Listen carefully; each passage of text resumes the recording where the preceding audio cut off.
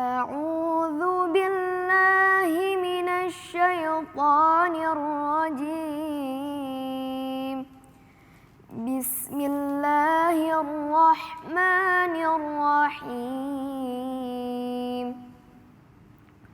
سبح اسم ربك الأعلى الذي خلق فسوى والذي قدر فهدى والذي أخرج المرعى فجعله غثاء أحوى سنقرئك فلا تنسى إلا ما شاء الله إنه يعلم الجهر وما يخفى ونيسرك لليسرى فذكر إن نفعت الذكرى سيذكر من يخشى ويتجنبها الأشقى الذي يصلى النار الكبرى ثم لا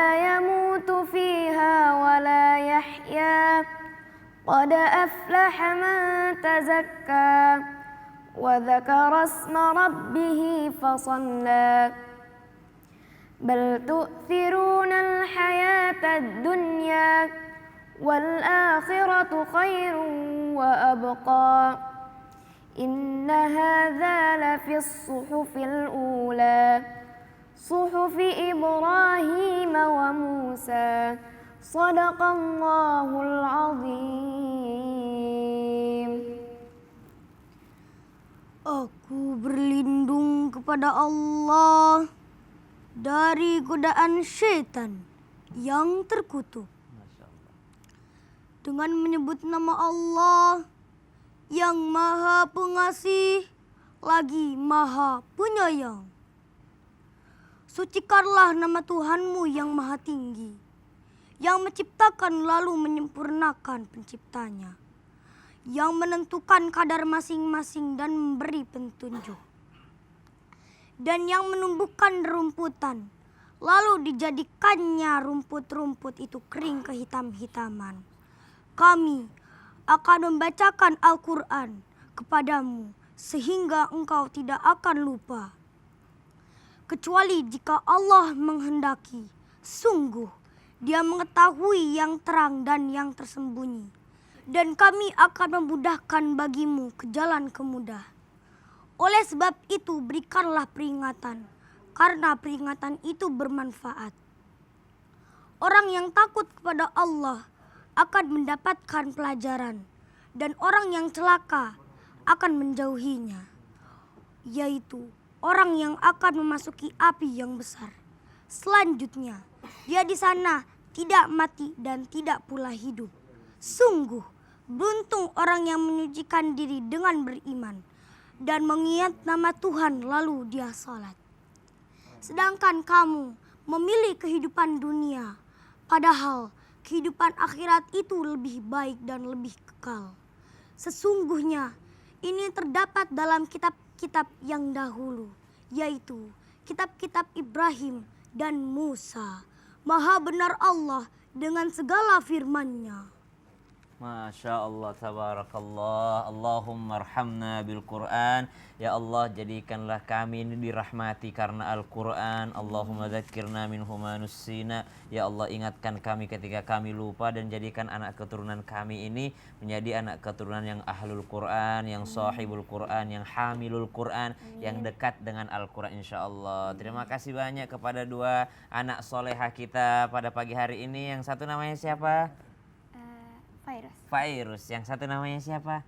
Alifa dan Fairuz, Masya Allah. Yang satu membacakan ayatnya dengan sangat indah, yang satu membacakan artinya dengan sangat indah dan tegas tadi, di mana membacakan surah Al-A'la, salah satu surah favorit Nabi. Kalau kata Sayyidina Ali bin Abi Thalib dalam riwayat, kata Sayyidina Ali bin Abi Thalib, salah satu surah favoritnya baginda Nabi SAW adalah surah Al-A'la atau Sabbihisma Rabbikal A'la. Kemudian berkata sahabat Sayyidina Ubay bin Ka'ab bahwasanya Nabi SAW SAW setiap kali dalam witirnya Nabi membaca surah Sabbihisma Rabbikal A'la, kemudian membaca Qul Ya Ayyuhal Kafirun, dan membaca juga surah Al-Ikhlas, Qul Huwallahu Ahad. Kemudian dalam witir inilah tentu saja yang dicintai oleh Allah Subhanahu wa taala. Tapi kalau mendengarkan apa yang dibacakan tadi Fairuz sama Alifa, kita mendengarkan ada ayat walladzi qaddara fahada, ya, sabbihisma rabbikal a'la alladzi khalaqa fasawwa walladzi qaddara fahada walladzi akhrajal mar'a. Ternyata ada di situ Allah Subhanahu wa taala menjelaskan kepada kita walladzi qaddara fahada. Allah itulah yang mengkadarkan, ya, mengukur dan juga fahada, memberikan hidayah. Di antara hidayah pemberian Allah adalah hidayah kauniyah, petunjuk Allah terhadap seluruh makhluk Allah tentang rezeki. Jadi Allah memberikan hidayah kepada bayi yang baru lahir tentang bagaimana dia menyusu kepada ibunya. Jangankan kepada manusia, Allah memberikan hidayah kauniyah juga kepada hewan-hewan yang Allah ciptakan tanpa harus mengajari mereka di mana mereka harus untuk mendapatkan minuman dan makanannya daripada induknya. Dan ini adalah berbicara tentang rezeki. Allah menciptakan rezeki, tapi Allah juga mengajarkan manusia dan makhluknya bagaimana untuk mendapatkan rezeki tersebut. Nah, alhamdulillah hari ini kita akan membahas tema yang membuat kita tidak khawatir tentang masalah rezeki. Apalagi kalau sampai mengganggu atau berusaha merebut punya orang lain. Subhanallah, astagfirullah. Maka dari itu hari ini tema kita akan membahas dengan tema jangan putuskan rezeki orang.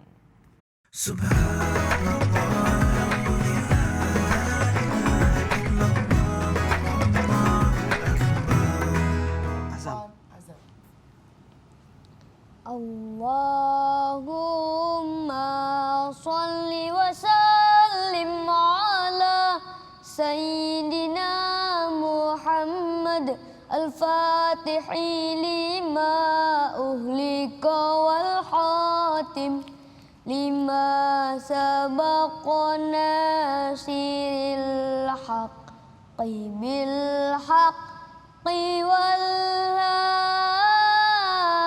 hadi ila syiratikal mustaqim wa ala ali wa sahbihi haqqa qadari wa miqdaril azim. Allahumma sholli wa sallim ala Sayyidina Muhammad al-Fatih lima uhlika wal khatim lima sabaqana syiril haqqi bil haqqi wal hadi ila syiratikal mustaqim wala ali wa sahbihi haqqa qadari wa miqdaril azim. Wah. Itu salawat apa namanya? Iya. Fatih. Salawat Fatih, salawat Masya Fatih. Allah. Waduh, keren banget penampilannya. Azam jangan kemana-mana dulu ya. Tetap nanti kan kita pengen nonton lagi penampilan dari Azam. Sekarang Azam Jadi boleh- banyak salawat yang akan kita dengarkan dari Iya. suara merdunya Azam. Masya Allah. Nah sekarang Azam pinter boleh duduk dulu ya sayangnya. Ayo, Terima saya. kasih Azam. Aduh, Masya Allah. Terima kasih Azam. Terima kasih Azam sayang. Assalamualaikum warahmatullahi wabarakatuh. Waalaikumsalam warahmatullahi wabarakatuh. Jamaah. Yeay. Oh, jamaah. Yeay. Alhamdulillah. Alhamdulillah, Masya Allah jamaah. Gimana, udah pada sahur belum? Mudah-mudahan udah ya. Semangat terus. Masya Allah, kita juga tadi sama-sama sudah menyaksikan penampilan dari Hafizah cilik kita yang Masya Allah luar biasa. Dan tadi juga kita sudah menyaksikan penampilan dari Azam. Aduh, Masya Allah. Baik, tadi juga kita sudah mendengarkan lantunan ayat suci Al-Quran, yaitu surat Al-A'la ya. Ya. Nah, di mana tadi juga dibahas oleh Ustadz Syam bahwa rezeki itu sudah ditakar. Masya Allah, ngomongin soal rezeki nih pagi-pagi. Bicara soal rezeki memang betul. Manusia itu rezekinya sudah ditakar. Tapi aduh, nauzubillah nih, kita baca berita masih ada aja orang yang mengambil rezeki orang lain gitu ya karena keserakahannya gitu, astagfirullahalazim. Jadi makanya kira-kira gimana ya kalau kita menghadapi orang yang seperti itu gitu. Makanya dalam tema kita yang Masya Allah ini kita bahas lebih dalam lagi. Temanya adalah jangan putuskan rezeki orang. Masya Allah. Baik jamaah, sebelum kita bahas lebih dalam mengenai tema kita hari ini, saya mau ajak dulu jamaah untuk nonton dulu tayangan berikut ini. Silakan. Pada video unggahan pemilik akun Instagram @fakta.jakarta menunjukkan 2 orang pengendara sepeda motor yang berhenti di depan sebuah warung. Saat itu keduanya melintas di depan warung yang terbuka dan tampak sepi. Melihat warung tersebut tengah lepas dari penjagaan pemiliknya, membuat kedua maling itu tergerak untuk menjalankan aksi kejahatan. Aduh, astagfirullahaladzim. Kenapa nggak diambil pintunya sekali? Semuanya diambil, ya Allah, itu langsung dibawa jualan lagi di depan rumahnya kayak astagfirullahaladzim. Baik jamaah, langsung aja kita bahas nih mengenai tayangan tadi juga. Ini berkaitan dengan tema kita hari ini. Saya mau ke Ustazah dulu ya. Uma, apa nih? Izin bertanya nih. Ustazah, bagaimana dalam Islam jika ada orang gitu ya di depan kita memutuskan rezeki orang lain gitu. Apakah kita misalnya ngelihat gitu ya kayak tadi di tayangan, apakah kita harus mencegahnya? Tapi misalnya kalau nyawa kita terancam gitu, apakah kita ya udahlah ikhlasin aja? Mungkin itu memang bukan rezeki kita gitu. Nah, ini mau penjelasannya Uma. Baik, mohon izin guru-guru semuanya. Assalamualaikum warahmatullahi wabarakatuh. Waalaikumsalam warahmatullahi wabarakatuh. Alhamdulillahirabbil alamin wa bihi nasta'in ala umurid dunya waddin wassalatu wassalamu ala asyrafil anbiya'i wal mursalin wa ala alihi wa sahbihi ajma'in amma ba'd. Rabbi shrah li sadri wa yassir li amri wahlul 'uqdatam min lisani yafqahu qawli. Jemaah yang dimuliakan oleh Allah Subhanahu wa taala, bagaimana ketika dalam sebuah kejadian ada seseorang yang mengambil atau memutus rezeki kita. Izinkan saya bercerita satu kisah. Ketika ada seseorang yang bertanya kepada Rasulullah SAW, dijelaskan dalam hadis riwayat Muslim, ya Rasulullah, bagaimana kalau suatu ketika aku memiliki harta dan ada seseorang yang merampas hartaku ini, kemudian dia berusaha untuk membunuhku. Maka kemudian Rasulullah SAW menjawab, engkau pun membunuhnya. Artinya Rasulullah ingatkan bahwa engkau membela hartamu, engkau membela dirimu, engkau berjuang semampumu. Kemudian orang itu berkata lagi, tapi kalau seandainya dalam pertengkaran itu, aku berusaha untuk membela hartaku dan kemudian aku meninggal dunia, kata Rasulullah, engkau adalah orang yang tergolong dengan mati syahid. Kata Rasulullah SAW, karena engkau membela hartamu, membela dirimu. Bagaimana kalau dia yang meninggal dunia, dia masuk ke nerakanya Allah Subhanahu wa taala. Hadis yang berikutnya hampir senada, ada seseorang yang berkata kepada Rasulullah SAW dalam hadis riwayat An-Nasai. Orang tersebut mengatakan, ya Rasulullah, bagaimana kalau seandainya ada orang yang berusaha untuk merampas hartaku, mengambil hartaku? Maka Rasulullah SAW ingatkan dia untuk bertakwa kepada Allah Subhanahu wa taala. Kalau sudah diingatkan bertakwa kepada Allah, untuk takut kepada Allah, dia tidak peduli. Apa yang harus aku lakukan? Rasulullah SAW menjawab, agar engkau meminta pertolongan kepada orang-orang di sekitarmu. Kalau orang-orang di sekitarku tidak ada, apa yang harus aku lakukan? Engkau berusaha untuk mencari orang yang memiliki kekuasaan atau aparat yang berwajib. Kalau tidak ada, apa yang harus aku lakukan? Maka kemudian kalau orang tersebut membunuhku bagaimana? Atau orang tersebut menyerangku bagaimana? Dan Rasulullah SAW menjawab, engkau bertarung semampumu, sekuat tenagamu untuk memelihara atau mempertahankan hartamu itu. Jadi Rasulullah SAW juga sudah memberikan panduan yang luar biasa. Hadis yang lain, dalam hadis riwayat An-Nasai juga dijelaskan, teman-teman sekalian, ketika seseorang terbunuh karena memelihara nyawanya atau memelihara dirinya, maka dia mati syahid di jalan Allah Subhanahu wa taala. Ketika seseorang terbunuh karena memelihara hartanya, dia juga tergolong orang yang mati syahid di jalan Allah Subhanahu wa taala. Ketika seseorang terbunuh dalam sebuah kejadian misalnya karena memelihara keluarganya, dia juga adalah orang yang mati syahid di jalan Allah Subhanahu wa taala. Jadi di sini kita bisa mendapatkan informasi bahwa inilah tujuan dari syariah atau maqasid syariah ya, yang seperti teman-teman tahu, salah satunya adalah untuk memelihara harta. Makanya di dalam Islam orang-orang yang mengambil harta secara paksa atau harta yang haram, hukumannya sebenarnya qisas.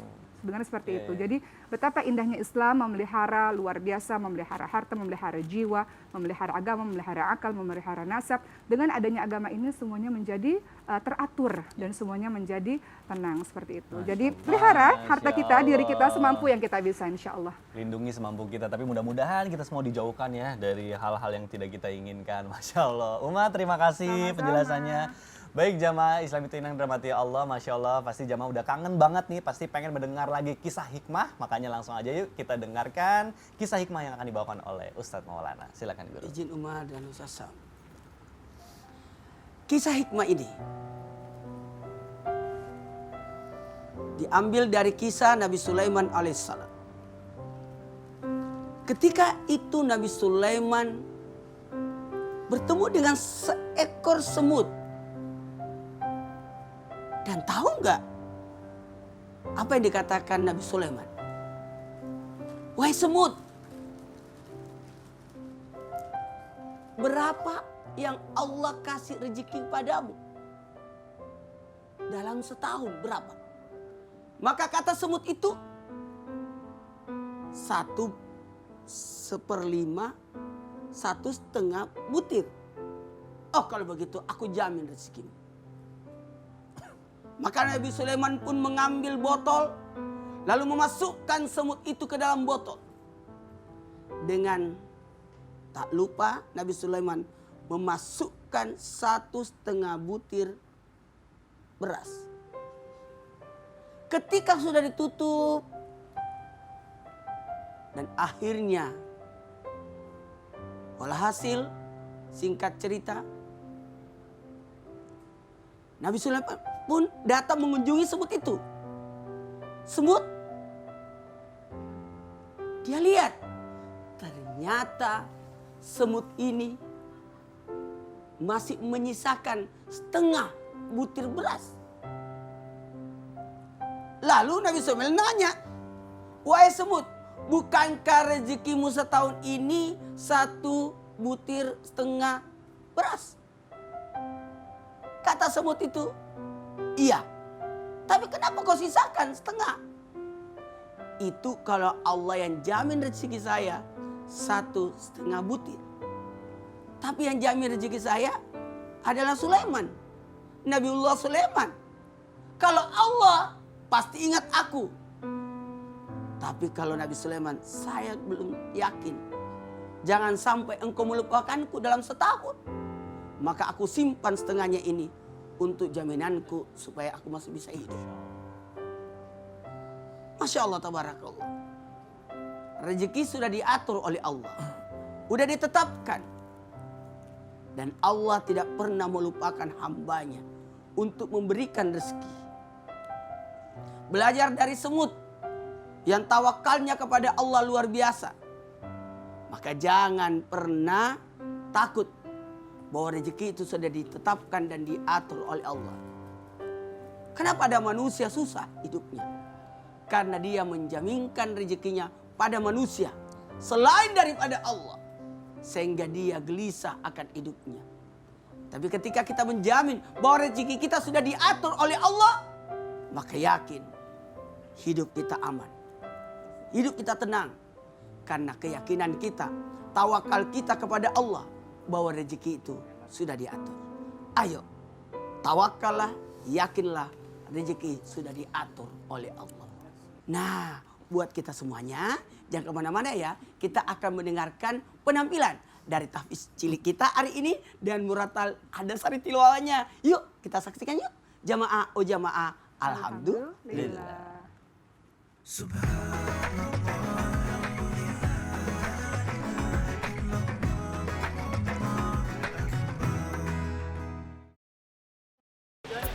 Tukang parkir siapa juga. Wah, dah. Ada lagi istirahat. Masya Allah. Lagi istirahat.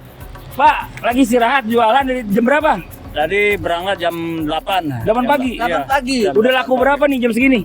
Baru laku 2 biji, Pak. Wah, laku 2 biji? Iya. Masya Allah. Saya dari turun di Pancoran, Jalan Rasa Mala, mutar-mutar aja, Pak. Tahu nggak, Li? Ini bentuk keyakinan yang luar biasa bahwa insya Allah rezeki itu ada. Betul. Dengan cara bukan berdiam diri, tapi bergerak untuk menjemput rezeki. Masya Allah. Dan orang-orang yang seperti ini adalah orang-orang yang dimuliakan oleh Allah, tidak ada keluhan dan tawakalnya bahwa insya Allah hari ini ada rezeki. Amin, amin. Tapi Ustadz nih, ya mohon maaf ya Pak Ustadz ya. Ini barang-barang ini nggak enteng loh. Coba saya boleh angkat ya, izin ya. Sebentar saya angkat Ustadz nih, izin. Bentar Bang ya, boleh Bang, saya angkat Bang. Boleh. Waduh, ya Allah ya Rabbi. Wah. Iya, kadang kurang lebih sekitar 10 kiloan ya, 10 kiloan hampir. Iya.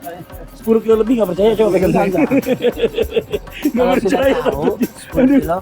Oh, sangat ngajak aku, Pak. Oh iya. Takutnya Bapak nggak percaya. Makanya saya bilang, ini jalan 10 kilo. Ini kalau kita lihat dari Bapak ukur jalan dari Pancoran ke sini itu udah lebih dari sekitar 10 kilo ya, Pak ya? Lebih, Pak. Lebih. Udah berapa lama Satu Bapak hari kerja berapa seperti kilo ini? itu? 2017. 2017. Berarti sudah 5 tahun. Masuk 6 tahun. 6 tahun. Keluarga ada? Pindah-pindah, kadang-kadang ke daerah seberang gitu, Maluku, Sulawesi. Kampung Yusuf Maulana dong. Udah lah. Wah, saya hari kemarin 2021-2022 di Ternate itu. Masya Allah. Tapi saya senang, tahu nggak? Mencari rezeki itu nggak harus satu titik, Ustadz. Iya. Dia itu bisa mencari rezeki itu kemana-mana pun, di mana Allah memberikan rezeki di mana-mana. Bapak mau nggak punya toko sendiri, kos sendiri, tempat sendiri, nggak usah pindah-pindah? Ya, pengennya sih. Maunya pasti begitu, Ustadz. Amin. Amin. Amin, Ustadz. Oke. Pak, ini makasih banyak. Ini ada buat ntar buka puasa, ya, sama minum, ada baju, buat sholat, ntar Pak. Ya, makasih Pak. Makasih banyak ya Pak. Wow, mantap foto, boleh dong. Sini saya fotoin Pak. Selfie. Selfie aja bertiga. Sini saya tangan saya panjang. Oh, Ustaz bisa. Yuk kita jalan lagi ya. Yuk kita jalan lagi yuk. Assalamualaikum, Bang. Wah, ini abang ini menjaga keamanan, keamanan orang yang datang berbelanja. Ya Masya Allah ya, maksudnya tanggung jawabnya juga besar loh Bang, nggak main-main ya, bener ya? Karena kalau ada sampai kehilangan, pasti abangnya disalahin. Padahal dapatnya nggak seberapa Ustadz. Ini Masya Allah masalah tanggung jawab nih Ustadz nih. Aduh, hebat. Jadi gini, ada lagi berbagi bagaimana orang bisa memberikan keamanan buat orang lain, memberikan kenyamanan ketika orang bisa berada di tempat ini. Masya Allah. Terima kasih banyak Pak ya. Udah berapa lama Bapak dengan Bapak siapa Pak? Bapak Hasan. Ada sip jaganya atau gimana? Ada ganti-gantian ya jadinya ya. Jadi di apa namanya diatur supaya tetap ini ada yang ngawasin gitu. Masya Allah. Ini ada buat buka puasa ntar nih. Ada juga buat baju sini. Sini Pak. Ini ada apa Pak? Ya. Maaf Pak, ntar buat buka puasa. Nih Pak. Ya. Nah Buat ini kita semua, Masya Allah, tabarakallah, ada satu hal buat orang, ada yang bisa bersedekah dengan pikirannya, betul. ada orang bersedekah dengan materi, tapi ada juga bersedekah dengan waktu dan kekuatannya. Masya Bapak Allah. sangat berani sekali. Ada pertanyaan saya, Apa tuh Ustadz? kalau masuk waktu sholat gimana? Ya, waktu sholat ganti sip. Oh ada ganti. Wih keren. Jadi jangan lupa ada namanya kewajiban, karena sedekah itu hukumnya sunat, tapi salat itu hukumnya Wajib. Alhamdulillah. Lillah. Mari. Bapak makasih banyak Pak. Assalamualaikum.